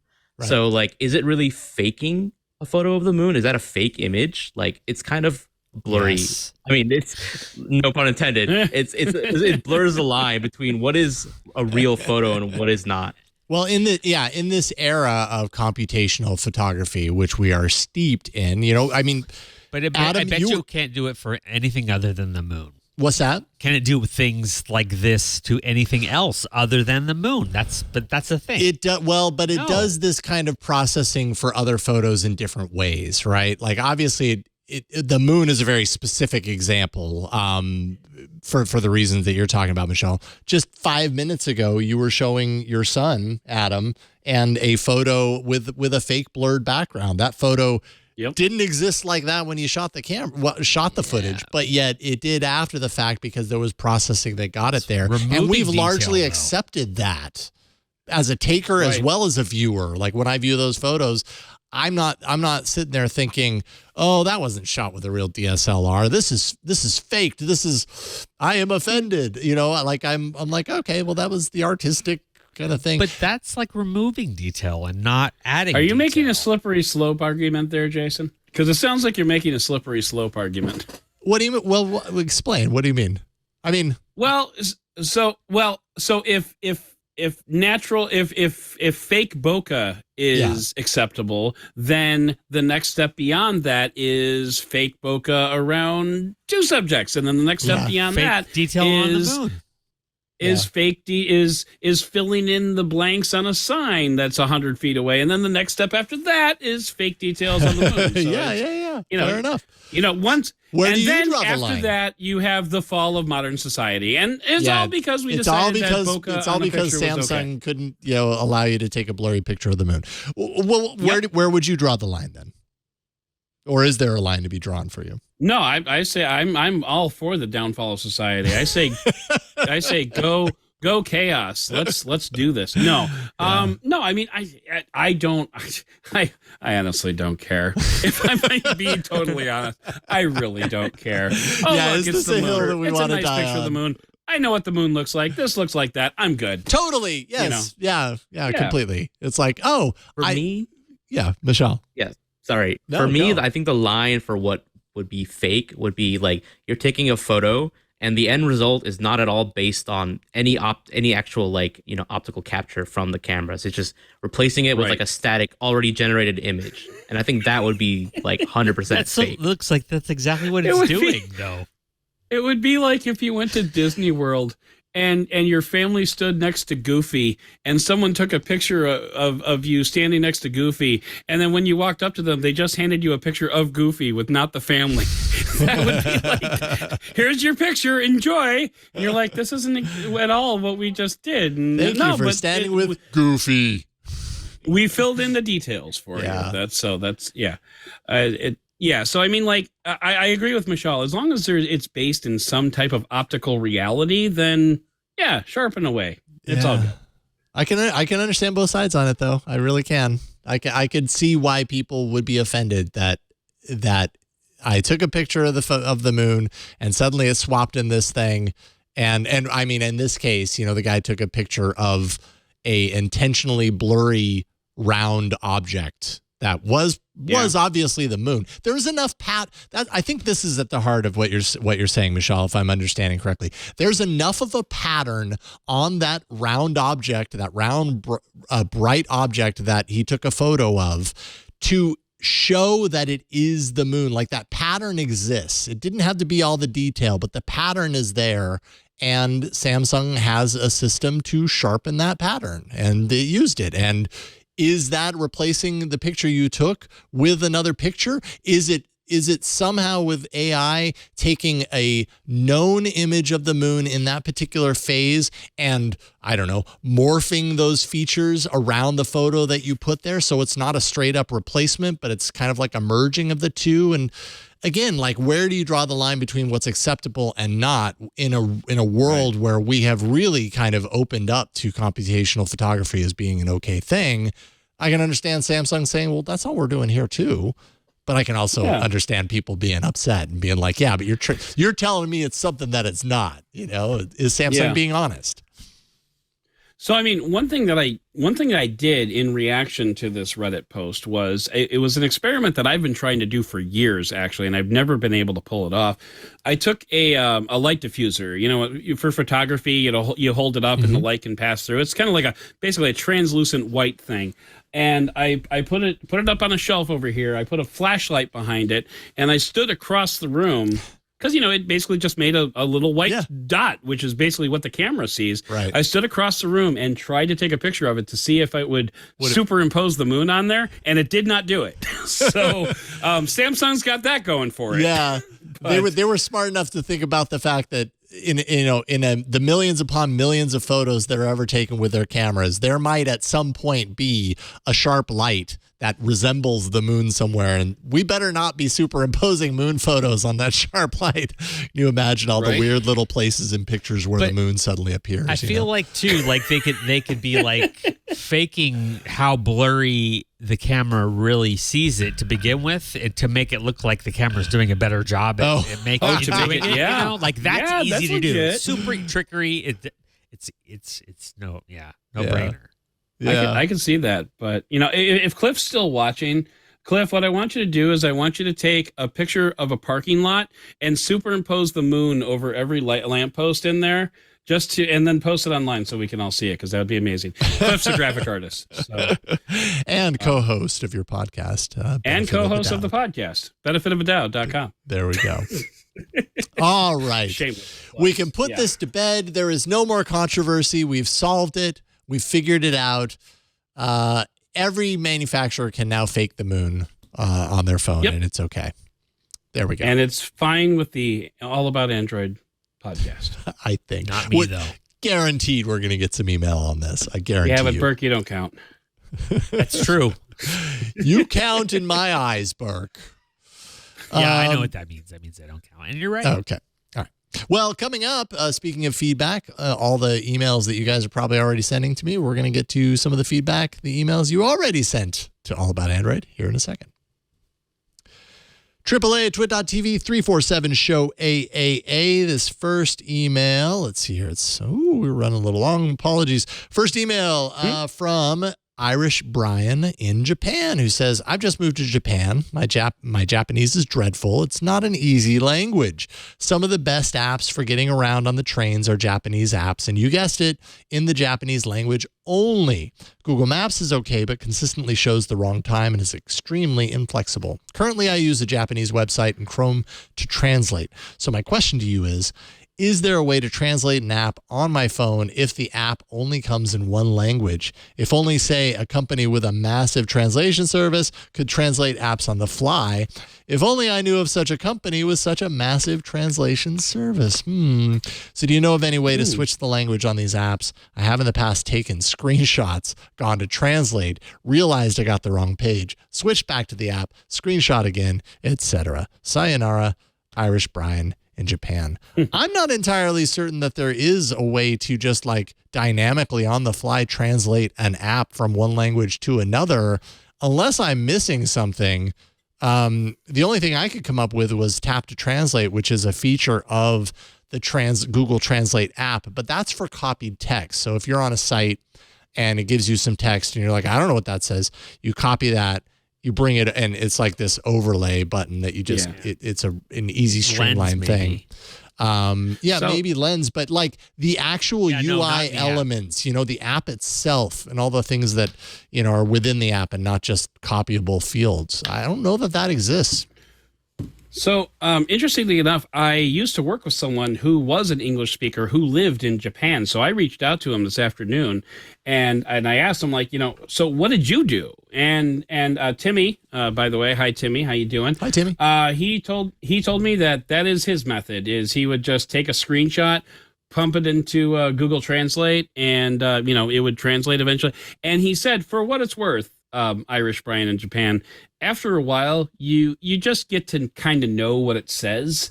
What did he say? After a while you just learn what it says. So if you use the app enough, and you don't have to rely on Translate anymore. So now, like, personally, what I would do is I would just take the app and open up the settings, and then take the second phone with Google Lens, and then just I'm kidding. I wouldn't do that. No. There you go. You're onto something. All right. You ready, Burke? Go ahead and get your finger on that breaking news button. We got some breaking news. Yeah, and I'll give you a little second. This is the synergy here is incredible. And so go ahead and fire it away. We have, of course, Scooter X to thank for this breaking news. And it's totally related, exactly related to what we're talking about, which just kind of blows me away. I put the link right below the email in the doc. Headline from 9 to 5 Google. Google Play will now machine translate Android apps for free. Bro. Problem well, solved. There you go. Thank you. I don't know that this is necessarily a solution for a user to say, I've got an app in one language and I can't read it. Can you translate this on the fly? But it is related because this would be a way for developers to easily translate their app from one language to another. So it's kind of, it's not really a solution necessarily, but it is breaking news because it happened today. And there is then the obvious solution is make your own train app. That's all you got to do, right? Yeah, Michelle. Yeah, you've already talked about the recommended solution, which is to take a screenshot or use like Google Lens, but there is one way to do automatic translations of actual in-app text, but there's a lot of caveats. It involves having a rooted device and access to a device that runs Android 11 or earlier. And yeah, there's just not many actual user-friendly options to do this, to be honest, because there's just not like really an API that, or like the system can use to actually hook into the strings that are within an application and say, I want to take this from English to Japanese or vice versa. That kind of thing doesn't really exist. Well, there is something that can do that. If you're familiar with the live translate feature on the Pixel 6 that was introduced with the Pixel 6, that only works with select messaging apps though. But like the actual framework that Google introduced to support that feature could do this. But I'm guessing that Google doesn't want to, or they didn't on purpose extend this to, every single UI element within every single application because it might just break how some apps look. I imagine it would. Oh, yeah. Really, yeah. Yeah. Oh, yeah. Especially like, Japanese text is like really short and like this equivalent English sentence might be like twice the length, right? It might just completely break something within an app, and then you get into situations where, you read right to left instead of left to right or vice versa. I don't remember what it is. So yeah, I mean, that could cause havoc. Yeah. Yeah. But it would be so much fun to play with. Yeah. So to see what you come up with. If you're looking for a completely automated solution to translate your apps, there's none. Like nothing that exists without a lot of caveats. Yeah. You're just gonna have to beg that the developers of the apps actually takes the time to at least provide a machine translation of the app. And as you mentioned, that Google Play feature makes that easier for them to do. Yeah, just pass them the link to the 9 to 5 Google article. Be like, just a word from an English speaker here. And, now I wonder if if the Train app was like a web app that you could like run in a browser, then theoretically wouldn't Chrome be able to translate that on the fly? I think that is what the user said they're doing. They're using Chrome and screenshots. Okay, yeah. All right, well then, yeah. So, but it'd be interesting. Write the developer, I think, is going to be your best bet there. Any other language. Yeah, I think it's just hard going from one to another. So we wish you luck, Irish Brian in Japan. Sayonara. Christian wrote in to say, I've been looking at this kind of phone with great interest since I'm visually impaired. Wait a minute, what am I? Oh, wrote in about a foldable. Okay, so Christian wrote in to say, I've been looking at, he says this kind of phone, but I remember now the headline had to do with foldables, with great interest since I'm visually impaired and want the big screen, but I always use a case on my phone. So any exterior screens seem superfluous, or am I wrong? And I should point out, Christian, foldables have cases as well. I'm trying to understand if you're saying like, is it possible for a foldable to have a case to protect it? Unless I'm misunderstanding you. I mean, even earlier, Adam, you were showing off a foldable and it had a case. Yeah. It doesn't protect the entire phone. It just protects the back of it, right? I think what he's going for here is I think what Christian wants to do, because he's visually impaired, is he wants to only use the open screen. And therefore, he would want the back of the phone to be protected for like when you accidentally drop it or something like that. I mean, I would say, Christian, I don't know if you've tried this, but a Microsoft Duo 2 would be an amazing device for that application because there is no exterior screen, so you can get cases for it, and you have two fairly expansive screens on the inside that you can read off of, and a lot of apps will actually span across those two screens. It gets a little awkward in the middle, but that might actually be a decent solution for you. Yeah, there you go. Apologies on bungling a little bit the reading of that email. I forgot your headline, and I apologize, Christian, but I hope that is helpful. And finally, okay, we got a little bit of a doozy of an email of the week. Yeah. Burke was asleep. Okay. That's one. Yeah, I guess that was it. I don't know what I was expecting, but in my head, I expected something different. Well, there we go. Okay, so it's the email of the week. I'm totally thrown off suddenly. Sam Abul Samad, friend of the network, friend of the show, actually been on the show a number of months ago, but he's basically Twit's car guy, I think is what Leo refers to him as, because he's on Ask the Tech Guys a lot in the past, talking about cars and in the area. Sometimes, he does some reviews for us and everything. Heard us talking last week on the show about battery technology, and wrote in with a lot of extra detail. So I'm just going to read this. I know it's a lot to take in. I certainly learned something from it. I learned that I didn't entirely know exactly what I was talking about, but I appreciated the information that he sent in. So this is what he said. He said, I was listening to last week's AAA while driving around Sonoma in the new Nissan Aria today. I wanted to chime in on your discussion of the silicon carbon batteries in the Honor phone. First, a little background. This is a lithium-ion battery. There are lots of different flavors of lithium-ion, all of which have a common component, the lithium. When charging, lithium ions, positively charged lithium particles with an electron stripped off, move through the cell from the positive cathode to the negative anode. The cathodes are coated with a variety of different materials that hold the lithium. These are combinations like nickel, cobalt, aluminum, nickel, manganese, cobalt, nickel, manganese, cobalt, aluminum, and iron phosphate that have varying properties for energy density and cost. Almost all current lithium-ion cells have a coating graphite, which is a form of carbon, on the negatively charged anode. What Honor's battery supplier has done is blend in some silicon into the graphite. This allows the anode to absorb more lithium ions and electrons during charging and release them during discharge.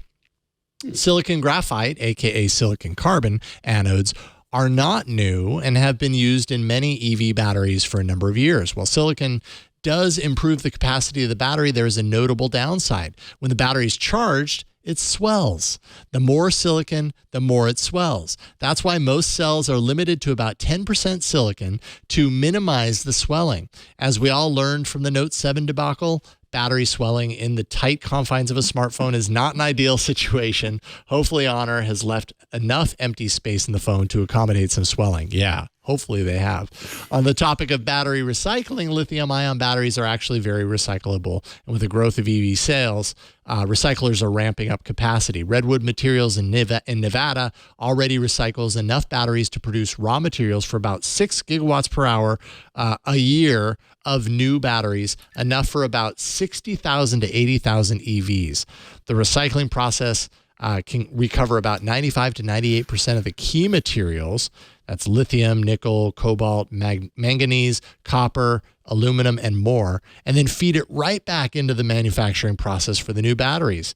There's still a limited supply of end-of-life EV batteries since they are relatively new, but that will change over the next decade. About half of what Redwood recycles today is consumer electronics batteries, and the rest of mostly scraps and cuttings from battery manufacturing. The cost of many of the materials makes recycling a potentially lucrative business, and we can't just throw EV batteries away. So, a lot of detail there, but super fascinating insight into what Honor is doing with their phone. I can't remember the model of that phone, but they had the different kind of battery approach. What is it? Let's see here. I'm pulling it up. Is it the Magic 5 Pro? Yeah, there we go. The Magic 5 Pro. Thank you. Okay. I was like, that I know review's the coming model in a couple is of weeks. Oh, cool. Okay, now are you getting, so I know there are two versions of this. There's the one that has the standard lithium ion battery at 5450 milliamp hours.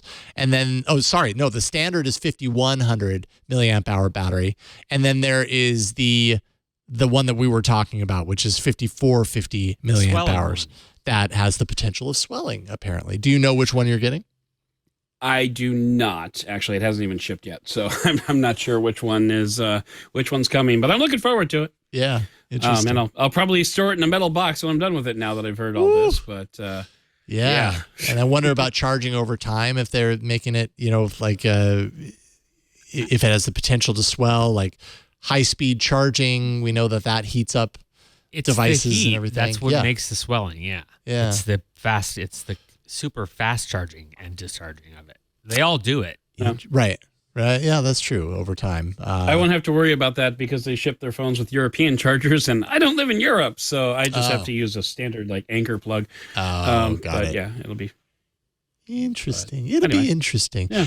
Sam, thank you so much for writing in. You are awesome. That's good information. I love learning this stuff, and you are the right person to describe it because holy cow, you're smart. Did anyone ever tell you that? You're the email of the week. See, that time I recognized the theme. The first time I totally didn't recognize it. Maybe I was having a stroke or something. It was weird. All right, we've reached the end of this episode. We've gone a little long, so we got to wrap it up. But thank you, everybody, for watching and listening. Adam Dowd, thank you for being our guest tonight and returning to the show. Awesome to see you, man. Thank you for having me. It was a big bag full of fun. Big bag full of swollen battery fun. That's right. What do you want to leave people with? Where can people find the work that you're doing? You know, all that stuff. So you can find my day job work over at slashgear.com. Slashgear is where I do reviews on everything from phones to laptops to projectors and even the occasional TV that can live through a snowstorm. I've also got a podcast and a YouTube channel that is still going called Benefit of the Doubt. The podcast is a little bit different from when you last heard from me. We've pivoted over to YouTube for a lot of our review content, and we're still delivering 2 shows per month on the podcast feed. So you can check out the new show with me and my podcast partner and co-host Cliff Thomas, who you should have on this show, by the way. And you can find that at youtube.com/benefit of the Dowd. That's DOUD, or just simply benefitofthe.com. Right. And if that sounded like a script, that's because it was. Oh, I think I saw your eyes going like this. Just kidding. A little bit. I didn't. Now it's fine. Thank you, Adam. It was great having you on. Really appreciate it. And thank you, Michelle, for bringing the knowledge, the Android knowledge, each and every time you're on. What do you want to leave people with? What's going on in your world? Well, if you want to follow me and learn about what's new in Android, pretty much every day I'm posting on Twitter at Michelle Ramon. You can see the username on the screen right now. I'm also on pretty much every other social media platform with the same username. Actually, not everyone. I'm not on like Snapchat or Instagram, but Discord, Telegram, Mastodon, etc., etc. You can find me there if you want to learn about what's new in Android. Check that out. Definitely should check that out. And yeah, thank you, Michelle. Always lucky to have you on the show and on the panel. So thank you for coming tonight. Appreciate it. Ron, Wynn, we missed you this evening. We'll see you next week. Victor and Burke, both of them behind the scenes. Thank you to both of them for doing what they do, because you wouldn't get the show if they didn't do what they do. So thank you to them. You can find me at Jason Howell on Twitter, twit.social/@Jason Howell on Mastodon. And then I do Tech News Weekly, an interview show around technology news with Micah Sargent every Thursday at twit.tv/TNW. So check that show out as well. This week, I'm actually going to be speaking with Alex Wilhelm from TechCrunch about the Silicon Valley Bank stuff. That was big news last week. Kind of quelled a little bit on Sunday with some news. And we're going to kind of do a little bit of a roundup to kind of take it all in and see where are we at now. So that's coming up this Thursday.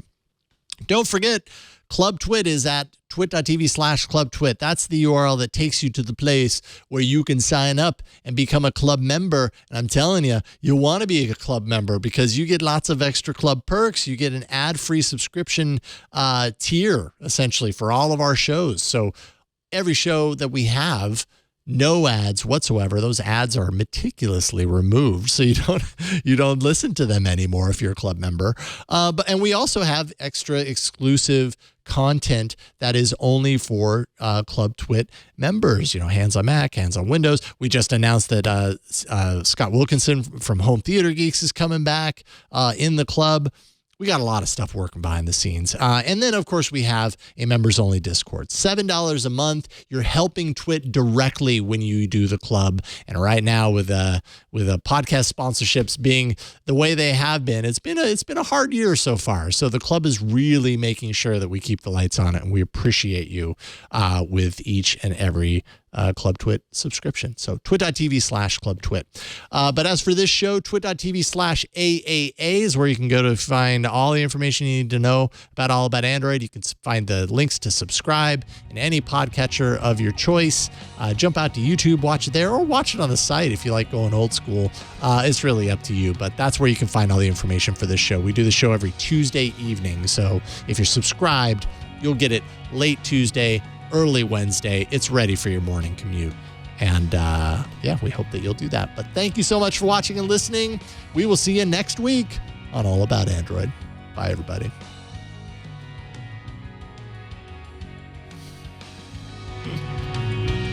Oh, I should have thanked Skippy. Hey, what's going on, everybody? I am Ant Pruitt, and I am the host of Hands On Photography here on Twit TV. I know you got yourself a fancy smartphone, you got yourself a fancy camera, but your pictures are still lacking. Can't quite figure out what the heck shutter speed means? Watch my show. I got you covered.